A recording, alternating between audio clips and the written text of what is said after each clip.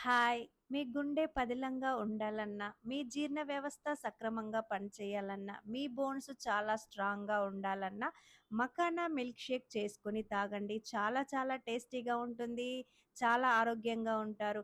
మరి దీనికి ఒక కప్పు మకానా తీసుకొని, ఒక 10-15 జీడిపప్పు, 10-15 బాదాము, 10-15 పిస్తా, దీనికి సరిపడా స్వీటుకు అంటే స్వీట్ ఎంత కావాలి అంటే ఒక 4, 5 మెత్తని డేట్స్ వేసుకొని వేడి వేడి పాలు అందులో పోసి ఒక 15 మినిట్స్ నానబెట్టేసి తర్వాత మీరు మిక్సీ పట్టుకోండి.